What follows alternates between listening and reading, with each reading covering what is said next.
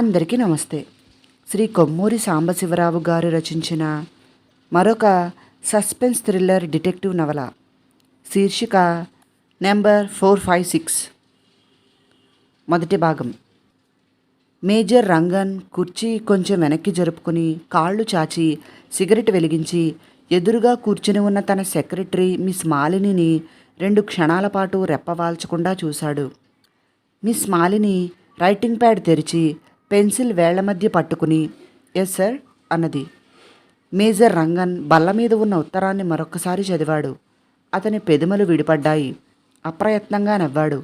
మొహంలో సంతోషం స్పష్టంగా కనిపించింది. రక్షణ మంత్రి మేజర్ రంగన్కి వ్రాసిన ఉత్తరం అది. My dear major Rangan, factory మీ యాజమాన్యంలోనికి వచ్చాక ఎంత చక్కగా పని సాగుతున్నదో గమనించి చాలా సంతోషించాను.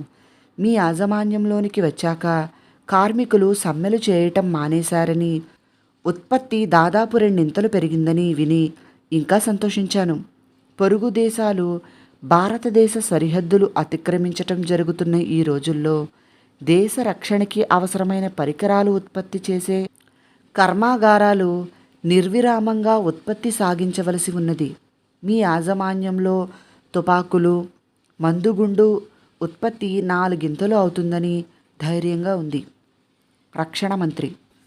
మేజర్ రంగన్ ఆ ఉత్తరం మరొక్కసారి చివరి వరకు చదివి గౌరవనీయులైన రక్షణ మంత్రికి అని జవాబు చెప్పటం ప్రారంభించాడు. అతని సెక్రటరీ మాలిని షార్ట్ హ్యాండ్లో చకచకా రాసేసుకుంటుంది. వాక్యాలు ఆలోచిస్తూ మేజర్ రంగన్ కిటికీలోంచి బయటకు చూస్తున్నాడు. ఫ్యాక్టరీ ముందు గేటు నుంచి ఫ్యాక్టరీ లోపలి గేటు వరకు కనిపిస్తోంది. పొద్దున్న పనిలో నుంచి వచ్చిన జట్టు ఒక గేటు నుంచి ఇళ్లకు వెళుతోంది. ఇంకో గేటులోంచి 2వ జట్టు లోపలికి వస్తుంది. ఈ ఫ్యాక్టరీ కార్మికులు ఇక ముందు సమ్మె చేయరని నాకు గట్టి నమ్మకంగా ఉంది. సమ్మెలు చేయించిన నాయకులలో పరివర్తన కలిగింది. తమ తప్పు తెలుసుకున్నారు అని చెబుతున్నాడు మేజర్. అంతలో బల్ల మీద టెలిఫోన్ గణగణ మోగింది. విసుగ్గా రిసీవర్ అందుకుని మేజర్ రంగన్ హియర్ అన్నాడు. హలో, ఒక హెచ్చరిక. తక్షణం 5 నిమిషాలలో ఫ్యాక్టరీలో ఉన్న కార్మికులందరినీ బయటకు వెళ్ళమని చెప్పండి. ఫ్యాక్టరీలో ఒక్క మనిషి కూడా లేకుండా చూడండి. మీరెవరు? ఎందుకు ఫ్యాక్టరీ వదిలి అందరూ వెళ్ళిపోవాలి? మీ హితవు కోరే మనిషిని. 10 నిమిషాలలోపు ఫ్యాక్టరీ మొత్తం కూలిపోతుంది. ఫ్యాక్టరీ కూలిపోతుందా? అవును, టైం బాంబులు ఏర్పాటు చేయబడ్డాయి. మీకెలా తెలుసు? అవతల నుంచి మాట్లాడుతున్న మనిషి జవాబు చెప్పలేదు. రిసీవర్ పెట్టేశాడు. మేజర్ రంగన్ కుర్చీలోంచి లేచాడు. కిటికీ దగ్గరికి వెళ్ళి చూశాడు. కార్మికులు బారులుగా లోపలికి వెళుతున్నారు. 1800 మంది మధ్యాహ్నం జట్టు. ఏం చేయాలి? ఎమర్జెన్సీ సైరన్ ఊదితే కార్మికులంతా 5 నిమిషాలలో బయటికి వెళ్ళిపోతారు. ప్రమాదం ఉండదు. కానీ ఎవరో అల్లరికో తోచకో ఉట్టినే అలా చెప్పి ఉంటే తను నవ్వుల పాలవుతాడు. అప్పుడేం చేయాలి? ఏమిటి సార్ అడిగింది మాలిని మేజర్ రంగన్ మొహంలో వచ్చిన మార్పు గమనించి. ఆమెకి విషయం టూకీగా చెప్పి తిరిగి వచ్చి బల్ల దగ్గర నిలుచున్నాడు. బల్ల పక్కన గోడకి ఒక స్విచ్ ఉన్నది. ఆ స్విచ్ లాగితే బొయ్యిమని సైరన్ మోగుతుంది. మేజర్ రంగన్ చెయ్యి అటువైపు వెళుతుంది. ఆలోచిస్తారెందుకు?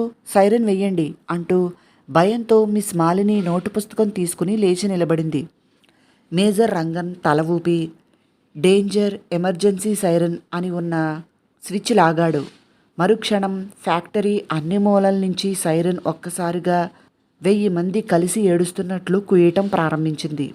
ఫ్యాక్టరీ తలుపులన్నీ దబదబా ఆటోమేటిక్గా తెరుచుకున్నాయి. ఫ్యాక్టరీ ముందు గేట్లు 4 బార్లా తెరుచుకున్నాయి. ఫ్యాక్టరీ షెడ్లో నుంచి కార్మికులు పరిగెత్తడం ప్రారంభించారు. కేకలు వేయటం లేదు, గోల చేయటం లేదు, భయం కూడా ప్రదర్శించటం లేదు. మౌనంగా పరిగెత్తుతున్నారు. ఆఫీసులో ఉన్న గుమస్తాలు, టైపిస్టులు ఇంకొక ద్వారం నుంచి పరిగెత్తుతున్నారు. రండి పోదాం అన్నది మాలిని. అందరూ ఫ్యాక్టరీలోంచి బయటికి వెళ్ళిన తర్వాతే నేను బయటికి వస్తాను. నువ్వు వెళ్ళు అన్నాడు మేజర్ రంగన్. మాలిని సందేహిస్తూ నిలబడ్డది. అవును, ఓడ కెప్టెన్ బాధ్యత లాంటిది నా బాధ్యత. నా ప్రాణం రక్షించుకోవటం కాదు. నువ్వు వెళ్ళు అన్నాడు మేజర్. మిస్ మాలిని కదలటం లేదు. అక్కడే నిలబడ్డది. మేజర్ రంగన్ బలవంతాన చిరునవ్వు తెచ్చుకుని ఆమె వైపు చూశాడు. ఇద్దరూ కలిసే వెళదాం అన్నది ఆమె. అంతలో పిడుగు పడ్డట్టు చప్పుడైంది. అది పిడుగు కాదు, 4వ షెడ్డు కప్పు ఎగిరిపోయింది. మంటలు ఆకాశాన్ని అందుకుంటున్నాయి. పేలుడు చప్పుళ్ళు చెవులు చిల్లులు చేస్తున్నాయి. టైం బాంబులు వరుసగా పేలుతున్నాయి. మంటలు ఆకాశం అంటుతున్నాయి. ఫ్యాక్టరీలో ఉన్న మందుగుండు పేలిపోతుంది. మాలిని చేయి పెట్టుకుని పద అన్నాడు మేజర్ రంగన్. ఇద్దరూ ఆఫీసు భవనంలోంచి పరిగెత్తారు. ఆ ఆవరణలో మిగిలింది వాళ్ళిద్దరే. అందరూ అప్పటికే ఫ్యాక్టరీ ప్రాంతంలో లేకుండా దూరంగా వెళ్ళిపోయారు. ఖాళీగా ఉన్న వసారాల్లోంచి ఊపిరి తీసుకోకుండా పరిగెత్తారు. ముందు వైపు వెళితే ఫ్యాక్టరీ షెడ్ వైపు వెళ్ళవలసి వస్తుందని వెనక తలుపులోంచి వెళ్లారు. 50 గజాల దూరం పరిగెత్తారో లేదో ఢామ్ ఢామ్ అని పేలుడు వినిపించింది. వెనక్కి తిరిగి చూశారు. 5 క్షణాల క్రితం అందంగా ఉన్న ఆఫీసు భవనం రాళ్లకొప్ప అయిపోయింది. 5 క్షణాల తేడాలో ప్రాణాలు కాపాడుకున్నారు వాళ్ళిద్దరూ. ఫ్యాక్టరీకి దూరంగా నిలబడి మంటలను చూస్తున్న జనంలోనికి వెళ్లారు. గంటలు కొట్టుకుంటూ ఫైర్ ఇంజిన్లు వెళుతున్నాయి. మంటలు ఆర్పినా ప్రయోజనం లేదు. ఫ్యాక్టరీలోని మిషనరీ అప్పటికే ధ్వంసమైపోయి ఉంటుంది. భవనాలన్నీ మళ్లీ కట్టి ఫ్యాక్టరీ మళ్లీ ఉత్పత్తి ప్రారంభించటం వెంటనే అయ్యే పని కాదు. పొరుగు దేశాల వాళ్ళు భారతదేశ సరిహద్దులు ఆక్రమించి ఒత్తిడి చేస్తున్న ఈ రోజుల్లో దేశ రక్షణ పరికరాల ఉత్పత్తి కర్మాగారాలు నిర్విరామంగా ఉత్పత్తి సాగించవలసి ఉన్నది అన్న రక్షణ మంత్రి వాక్యాలు మేజర్ రంగన్కి జ్ఞాపకమొచ్చాయి. ఏడాది క్రితం ఈ ఫ్యాక్టరీ యాజమాన్యం తీసుకున్నాడు తను. ఈ ఏడాదిలో ఫ్యాక్టరీలో ఎన్నో మార్పులు తెచ్చాడు. ఎంతో అభివృద్ధి పథకాలు అమలుపరిచాడు. ఉత్పత్తి 2 ఇంతలు పెరిగింది. తదేక దీక్షతో, ఏకైక లక్ష్యంతో, దృఢ సంకల్పంతో కృషి చేశాడు. అంతా మట్టిపాలయ్యింది. మేజర్ రంగన్ పళ్ళు పటపటా కొరికి దేశ విద్రోహులు అన్నాడు. దర్వాన్ విజిటింగ్ కార్డు తీసుకుని వచ్చి ఇవ్వగానే రక్షణ మంత్రి ఆ కార్డు చూసి రమ్మను అన్నాడు. మంత్రికి ఎదురుగా డిటెక్టివ్ యుగంధరు, అతని అసిస్టెంట్ రాజు, వాళ్ళ పక్కన స్పెషల్ బ్రాంచ్ డైరెక్టర్ బండార్కర్ కూర్చుని ఉన్నారు. మేజర్ రంగన్ గదిలోనికి వచ్చి మంత్రికి సెల్యూట్ చేశాడు. రండి మేజర్, కూర్చోండి అని మేజర్ రంగన్ని డిటెక్టివ్ యుగంధర్కి పరిచయం చేశాడు మంత్రి. విశాలమైన మొహం, పెద్ద కళ్ళు, వెడల్పాటి కనుబొమ్మలు, నున్నగా దువ్వుకున్న జుట్టు, 6 అడుగుల పొడుగు, పొడుక్కి తగ్గ లావు. మేజర్ రంగన్ని పరిశీలనగా చూశాడు యుగంధర్. మీ రిపోర్టు అందింది, ఇంకేమైనా వివరాలు చెప్పగలరా అడిగాడు మంత్రి. మేజర్ రంగన్ గొంతు సవరించుకుని ఇంకేమీ వివరాలు లేవు, ఒక్క మనిషి కూడా గాయపడలేదు అంతే అన్నాడు. అంతవరకు మంచిదే, మీకు అనుమానాలు ఏమైనా ఉంటే నిస్సంకోచంగా వెళ్ళబుచ్చండి అన్నాడు మంత్రి. మేజర్ రంగన్ ఒకసారి యుగంధర్ని, బండార్కర్ని పరిశీలనగా చూసి విదేశ గూఢచారులు ఈ పని చేశారని నా అనుమానం అన్నాడు. అలా అనుమానం కలగటానికి సూచనలేమైనా ఉన్నాయా అడిగాడు మంత్రి. ఫ్యాక్టరీ నిర్వహణ నాకు అప్పచెప్పినప్పుడు కార్మికులలో అశాంతి ఎక్కువగా ఉన్నది. అప్పటికి 4 సార్లు సమ్మె చేశారు. మరొక్కసారి సమ్మె చేయటానికి నిశ్చయించుకున్నారని మీకు తెలుసు. కార్మికులని ఒక్కొక్కరిని విడివిడిగా పిలిపించి మాట్లాడాను. ఫ్యాక్టరీ కార్మికులకు నిజంగా అసంతృప్తి కానీ నిరుత్సాహం కానీ లేవని తేలింది. తర్వాత కార్మిక నాయకుల్ని పిలిపించి మాట్లాడాను. వాళ్లలోనూ సమ్మె చెయ్యాలనే దృఢ సంకల్పం లేదని తేలింది. ఎవరో కార్మికేతరులు మాయోపాయాలతో సమ్మెలు చేయించడానికి ప్రయత్నిస్తున్నారని గ్రహించాను. అందువల్లే కార్మిక సమావేశంలో ఉపన్యసించమని ప్రధానిని కోరాను. ప్రధాని వచ్చి ఉపన్యసించి దేశ రక్షణకి ఆ ఫ్యాక్టరీ ఎంత ముఖ్యమైనది విపులంగా చెప్పిన తర్వాత సమ్మె చేయాలనే బుద్ధి కార్మికులలో పూర్తిగా పోయింది. అది అవకాశంగా తీసుకుని కార్మికులు కోరకుండానే వారి జీతాలను పెంచి వాళ్ళకి ఉత్సాహాన్ని కలిగించాను. అందువల్ల కార్మికులు ఉత్సాహంతో పనిచేశారు. ఉత్పత్తి బాగా పెరిగింది. మేజర్ రంగన్ ఊపిరి తీసుకుని కార్మికుల చేత సమ్మె చేయించే అవకాశం ఎంతమాత్రం లేదని ఆ విదేశ గూఢచారులు తెలుసుకునుంటారు. ఫ్యాక్టరీ ఉత్పత్తి క్షీణించాలంటే ఫ్యాక్టరీని నాశనం చేయటం ఒక్కటే మార్గమని నిశ్చయించుకుని ఉంటారు అన్నాడు. మంత్రి తల ఊపాడు. ఫ్యాక్టరీలో పనిచేస్తున్న వారి సహకారం లేకుండా ఎవడో ఫ్యాక్టరీలోనికి వెళ్ళి టైం బాంబులు ఎలా ఏర్పాటు చేయగలిగాడు? అడిగాడు స్పెషల్ బ్రాంచ్ డైరెక్టర్. నేను ఆ విషయమూ ఆలోచించాను. ఎవరా దేశద్రోహులని ఎంతో ఆలోచించాను. అంత దుర్మార్గపు పనిచేసే కార్మికులు ఎవరో ఊహించలేకపోయాను అన్నాడు మేజర్ రంగన్. బాంబులు పేలే ముందు ఎవరో మీకు టెలిఫోన్ చేసి 10 నిమిషాలలో ఫ్యాక్టరీలో బాంబులు పేలుతాయని చెప్పారని రిపోర్టులో రాశారు. మీకు అలా టెలిఫోన్ చేసిన మనిషి భారతీయుడేనా అడిగాడు యుగంధర్. భారతీయుడే అనుకుంటున్నాను. ఇంగ్లీష్లో మాట్లాడాడు. ఉచ్చారణ మాత్రం భారతీయుడిలాగే ఉంది. మీకు ఆ విధంగా టెలిఫోన్ చేయటానికి కారణం ఫ్యాక్టరీతో పాటు అందులో ఉన్న కార్మికులు చనిపోతే ఆ గూఢచారికి నష్టం ఏమిటి అడిగాడు యుగంధర్. మేజర్ రంగన్ 2 నిమిషాల పాటు ఆలోచించాడు. ఊహించి చెప్పమంటే కారణం ఇలా ఊహిస్తాను. ఎవరో కార్మికుడో లేక కొంతమంది కార్మికులో డబ్బుకి కకృతిపడో లేక ఏ ఇతర కారణం వల్లో దేశ గూఢచారుల బానిసలయ్యి వాళ్ళు చెప్పినట్లు టైం బాంబులు ఫ్యాక్టరీ షెడ్లలో ఏర్పాటు చేశారు. ఇంకొక 10 నిమిషాలలో ఫ్యాక్టరీ నాశనం అవుతుందని, ఫ్యాక్టరీలో ఉన్న కార్మికులు చచ్చిపోతారని పరితాపం కలిగి ఉంటుంది ఆ మనిషికి. అందుకే టెలిఫోన్ చేసి ఉండాలి అన్నాడు మేజర్ రంగన్. యుగంధర్ తల ఊపి, టైం బాంబులు అన్ని షెడ్లలోనూ ఏర్పాటు చేయబడ్డాయి. ఆఫీసు భవనంలోనూ ఏర్పాటు చేయబడింది. అన్నీ ఒకే సమయానికి పేలేటట్లు ఏర్పాటు చేయబడ్డాయి. వీటిని ఫ్యాక్టరీలో ఎప్పుడు పెట్టి ఉండాలి అడిగాడు. మా ఫ్యాక్టరీ నిర్విరామంగా రాత్రింబవళ్ళు పనిచేస్తూనే ఉంటుంది. 3 జట్లు పనిచేసేవి. పొద్దున్న 5 గంటల నుంచి మధ్యాహ్నం 1 గంట వరకు ఒక జట్టు, 1 గంట నుంచి రాత్రి 9 గంటల వరకు ఒక జట్టు, రాత్రి 9 గంటల నుంచి పొద్దున్న 5 గంటల వరకు ఒక జట్టు. రాత్రి పనిచేసిన జట్టులో ఎవరో ఈ పని చేసి ఉండాలని నా అనుమానం అన్నాడు రంగన్. ఆఫీసు భవనంలోనికి, అన్ని ఫ్యాక్టరీ షెడ్లులోనికి ఏ కార్మికుడైనా వెళ్ళవచ్చా అడిగాడు యుగంధర్. వెళ్ళటానికి వీలుండదు. ఒకసారి ఫ్యాక్టరీ షెడ్డులోనికి వెళ్ళిన తర్వాత పని ముగిసేటంత వరకు బయటికి రాకూడదు, రానివ్వరు కూడా. అయితే అన్ని షెడ్లలోనూ ఒకే మనిషి టైం బాంబులు ఏర్పాటు చేసి ఉండటానికి అవకాశం లేదు అనుకోవాలి అన్నాడు యుగంధర్. వాచ్ అండ్ వార్డ్కి సంబంధించిన సూపరింటెండెంట్, వాచ్మెన్, సెంట్రీసు ఎక్కడ పడితే అక్కడికి వెళ్ళే అవకాశం ఉంటుంది. ఆఫీస్కి సంబంధించిన ఉద్యోగులు కూడా అన్ని చోట్లకి వెళ్ళవచ్చును అన్నాడు రంగన్.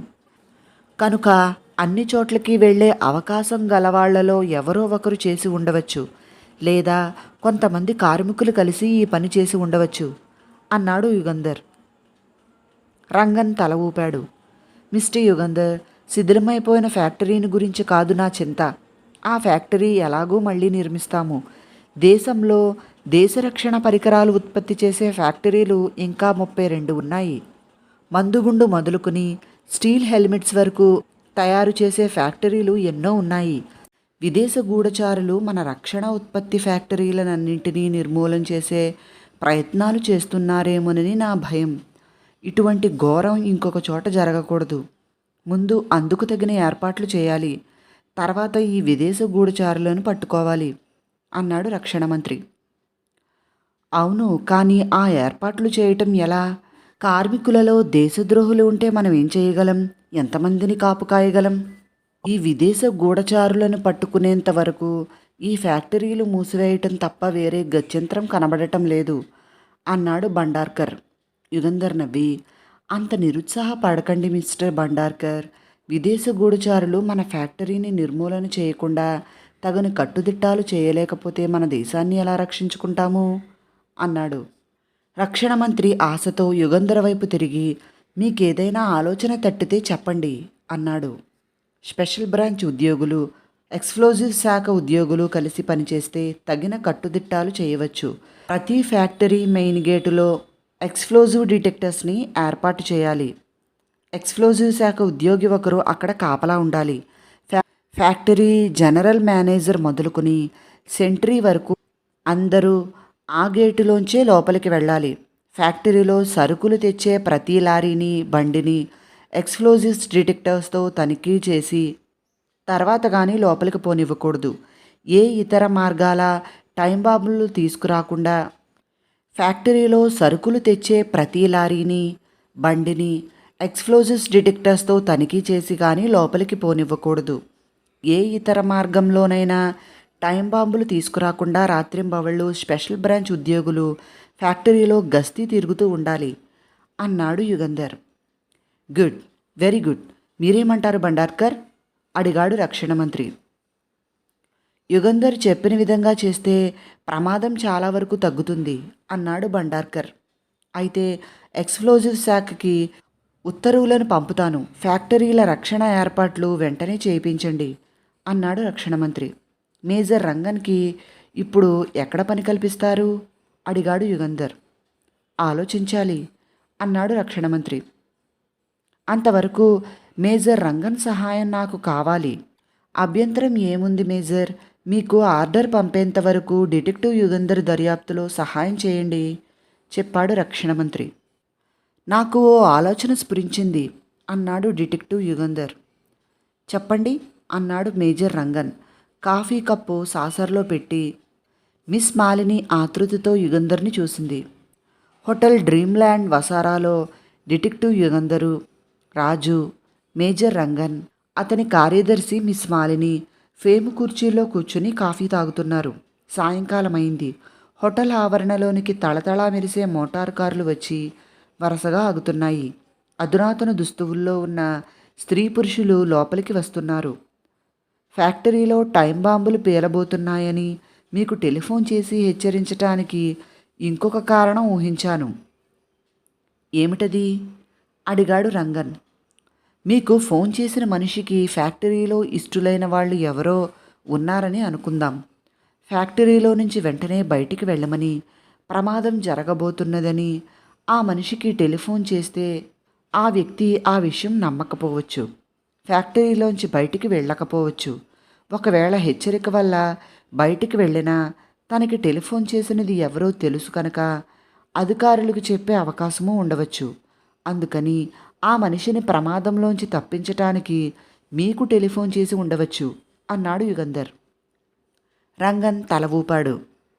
నాకు ఇంకొక ఆలోచన తట్టింది. బాంబులు పేలేందుకు 10 నిమిషాల ముందు తనకిష్టమైన ఆ మనిషికి టెలిఫోన్ చేసి హెచ్చరిద్దామని అనుకునుంటాడు. ఫోన్ చేయగా ఆ మనిషి మరెక్కడో ఉండి ఫోన్ వద్దకు రాలేకపోవచ్చును. తనకిష్టమైన ఆ వ్యక్తిని హెచ్చరించే అవకాశం లేకపోయినందువలన ఆ మనిషి ప్రమాదంలో చనిపోవచ్చుననే భయంతో మేజర్ రంగన్కి టెలిఫోన్ చేశాడు అన్నాడు రాజు. యుగంధర్ చిన్నగా నవ్వి, అలాగే అయి ఉండవచ్చు, కానీ ఎవరి ప్రాణం కాపాడాలని హెచ్చరిక చేశాడో ఎలా తెలుస్తుంది మనకి అన్నాడు. మేజర్కి వచ్చిన టెలిఫోన్ కాలు ఫ్యాక్టరీలోంచే వచ్చిందా లేక బయట నుంచి వచ్చిందా అని అడిగాడు రాజు. యుగంధర్ రంగన్ వైపు తిరిగాడు. బయట నుంచే వచ్చింది. నాకు 2 టెలిఫోన్లు ఉన్నాయి. ఒకటి ఫ్యాక్టరీలో ఉద్యోగులు మాట్లాడదలిచినా, బయట నుంచి ఎవరైనా ఫ్యాక్టరీకి ఫోన్ చేసి నాకు కనెక్ట్ చేయమన్నా ఆ టెలిఫోన్ మోగుతుంది. రెండవది డైరెక్ట్ ఎక్స్చేంజ్. ఆ నెంబర్ తిప్పితే స్విచ్ బోర్డుతో సంబంధం లేకుండా తిన్నగా నా టెలిఫోన్ మోగుతుంది అన్నాడు రంగన్. కనుక మీకు ఈ టెలిఫోన్ కాల్ బయట నుంచే వచ్చి ఉండాలి. మీ ఆఫీసు ఉద్యోగి ఎవరైనా టెలిఫోన్ చేసి ఉంటే ఆ రోజు ఆ మనిషి సెలవు పెట్టి ఉండాలి. కార్మికుడైతే పొద్దున్న షిఫ్టులో పనిచేసి వెళ్ళిపోయిన కార్మికుడై ఉండవచ్చు అన్నాడు రాజు. మేజర్ రంగన్ తల ఊపాడు. ఆఫీసు ఉద్యోగి అనుకుని ఆలోచిద్దాం. ఆ వేళ ఎంతమంది ఆఫీసుకు రాలేదో జాబితా ఎక్కడైనా ఉందా అడిగాడు రాజు. లేదు, అటెండెన్స్ రిజిస్టర్ కూడా దగ్ధమైపోయి ఉంటుంది. కానీ అటెండెన్స్ మార్కు చేసే గుమస్తాకి జ్ఞాపకం ఉండవచ్చు అన్నాడు యుగంధర్. ఈ ఊళ్ళో మనం ఇక చేసేదేమీ లేదు కనుక అక్కడికి వెళదాం అన్నాడు యుగంధర్. అయితే వెంటనే బయలుదేరవచ్చు. నా జీపు కారు సిద్ధంగా ఉంది అన్నాడు రంగన్. యుగంధర్ హోటల్ బాయ్కి డబ్బులిచ్చి, సామాను కారులో పెట్టించు రాజు అన్నాడు. రాజు హోటల్లోనికి వెళ్ళిపోయాడు. హోటల్ బాయ్ బిల్లు మొత్తం కౌంటర్లో ఇచ్చేసి మిగతా చిల్లర డబ్బులు, రసీదు ఒక పళ్ళెంలో పట్టుకుని వచ్చాడు. ఆ పళ్ళెంలో మిస్ మాలిని అడ్రస్ రాసి ఉన్న ఒక కవరు ఉంది. మీకేదో ఉత్తరం వచ్చింది అంటూ యుగంధర్ ఆ ఉత్తరాన్ని మాలినికి అందించాడు. మాలిని ఆ కవరు తీసుకుని చింపి లోపల నుంచి లేత నీలం రంగు కాగితాన్ని తీసి చదువుతోంది. మేజర్ రంగన్ మరియు యుగంధర్ జీపు కారు దగ్గరికి వెళ్ళిపోయారు. రాజు సామానులు కారులోకి ఎక్కించేశాడు. ముగ్గురు సిగరెట్లు వెలిగించి కబుర్లు చెప్పుకుంటూ నిల్చున్నారు. 10 నిమిషాలు దాటినా మాలిని కారు దగ్గరికి రాలేదు. మాలిని ఇంకా రాలేదేం? ఏమైంది? అన్నాడు యుగంధర్ విసుగ్గా. డ్రెస్ చేసుకుంటున్నదేమో అన్నాడు రాజు. నేను వెళ్ళి చూసి వస్తానుండండి అని రంగన్ హోటల్లోనికి వెళ్ళి 10 నిమిషాల తర్వాత తిరిగి వచ్చాడు. మాలిని హోటల్లో లేదు అన్నాడు ఆదుర్దాగా. అంటే? అడిగాడు యుగంధర్. ఆమె తన గదిలో లేదు. బాత్రూమ్ తలుపు కూడా తెరిచి ఉన్నది. హోటల్ వసారాలో కానీ హాల్లో కానీ లేదు చెప్పాడు రంగన్. నేను సరిగ్గా చూసి వస్తానుండండి అని రాజు హాల్లోనికి పరిగెత్తాడు. యుగంధర్ ఆలోచిస్తూ రాజు వెనకే వెళ్ళాడు. తను అంతకు ముందు కూర్చున్న బల్ల దగ్గరికి వెళ్ళి నేలని పరీక్షగా చూశాడు. తివాసీ మీద తెల్లని కవరు పడి ఉన్నది. వేళ్ల కొనలతో ఆ కవరు తీసుకుని పరీక్షగా చూశాడు. మిస్ మాలిని అని అందంగా రాసి ఉంది. లోపల ఉత్తరం ఆమె తీసుకుని కవరు కింద పారేసింది. తను ఆ కవరు ఆమెకిచ్చాక ఆమె వైపు చూడలేదు. ఆ ఉత్తరం ఆమె అంతరంగిక విషయానికి సంబంధించినది అయి ఉండవచ్చును అనుకున్నాడు. మిస్ మాలినికి బంధువులు మిత్రులు ఎవరైనా ఉన్నారా ఈ ఊళ్ళో? అడిగాడు తన వెనకే వచ్చి నిలబడ్డ మేజర్ని. ఏమో ఉండి ఉంటారు అన్నాడు రంగన్. రాజు తిరిగి వచ్చి ఆమె హోటల్లో లేదు, బయటికి వెళ్ళింది. అయితే ముందు గేటులోంచి వెళ్ళలేదు, పక్కనున్న చిన్న గేటులోంచి వెళ్ళిందని గేటు వాచ్మెన్ చెప్పాడు. అందుకే మనకి కనిపించలేదు అన్నాడు. మనకి కనిపించకుండా మాలిని పారిపోవలసిన అవసరం ఏం కలిగింది? అడిగాడు రంగన్. రాజు పెదిమ విరిచాడు. యుగంధర్ చిన్న గేటు దగ్గరికి వెళ్ళాడు. యుగంధర్ని చూడగానే వాచ్మెన్ లేచి నిలబడ్డాడు. ఇంతకుముందు ఓ స్త్రీ ఇటు వెళ్ళటం నువ్వు చూసావా? అవును సార్, చూశాను. ఎర్రగా సన్నగా ఉంది. నీలం రంగు షిఫాన్ చీర కట్టుకుంది. హై హీల్స్ షూస్ వేసుకుంది. త్వరగా వెళ్ళిపోయింది. ఎటు వెళ్ళింది? ఎడమవైపు వెళ్ళింది సార్. అక్కడ ఒక కారు ఆగి ఉంది. ఆ కారు ఎక్కింది అన్నాడు వాచ్మెన్ ఆ వైపు చూపిస్తూ. యుగంధర్ అటువైపు చూశాడు. హోటల్ పక్కనున్న సందు అది. వీధి దీపాలు వెలుగుతున్నాయి, కానీ ఆటే వెలుగులేదు. ఒక వీధి దీపం కింద ఏదో కాగితం లాంటిది కనిపించింది. యుగంధర్ పరిగెత్తి ఎగిరిపోతున్న ఆ కాగితాన్ని పట్టుకున్నాడు. అది లేత నీలం రంగు కాగితం. మిస్ మాలినికి అని రాసి ఉన్న అక్షరాలను చూడగానే యుగంధర్ ఆ ఉత్తరాన్ని గబగబా చదవటం ప్రారంభించాడు. కథ కొనసాగుతుంది. తర్వాత ఏం జరిగిందో వచ్చే భాగంలో తెలుసుకుందాం. విన్నందుకు అందరికీ చాలా చాలా థ్యాంక్స్. నచ్చితే వీడియోని లైక్ చేసి నా ఛానల్ను సబ్స్క్రైబ్ చేసుకోండి ప్లీజ్. మరిన్ని కథలు నవలల కోసం డిస్క్రిప్షన్లో మరియు కామెంట్ బాక్స్లో ప్లేలిస్ట్ యొక్క లింక్స్ ఉన్నాయి, ఒకసారి చూడండి. ధన్యవాదములు. మీ ప్రసన్న.